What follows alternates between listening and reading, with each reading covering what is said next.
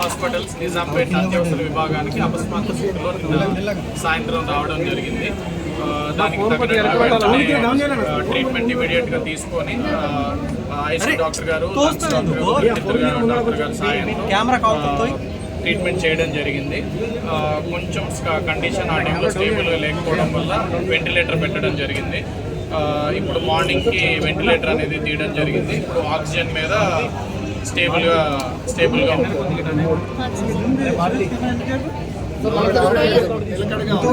ఎన్ని రోజులు అబ్జర్వేషన్ లో ఉంచొచ్చు సార్?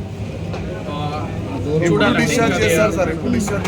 డిశ్చార్జ్ అనేది అదే. ఇప్పుడు ప్రస్తుతానికి అయితే స్టేబుల్ గానే ఉంది. ఇట్లానే కండిషన్ స్టేబుల్ గానే ఉన్నారంటే మేబీ 2 నుంచి 3 రోజుల్లో డిశ్చార్జ్ చేయాలి. హాస్పిటల్స్ నిజాంపేట అత్యవసర విభాగానికి అకస్మాత్ స్థితిలో సాయంత్రం రావడం జరిగింది.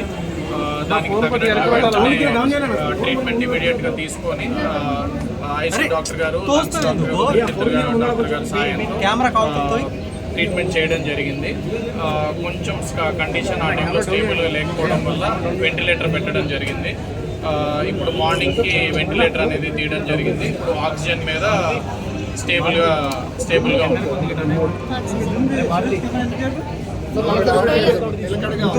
ఎన్ని రోజులు అబ్జర్వేషన్ లో ఉంచొచ్చు సార్? చూడాలి డిశ్చార్జ్ అనేది అదే. ఇప్పుడు ప్రస్తుతానికి అయితే స్టేబుల్ గానే ఉంది. ఇట్లానే కండిషన్ స్టేబుల్ గానే ఉన్నారంటే మేబీ 2 నుంచి 3 రోజుల్లో డిశ్చార్జ్ చేయాలి.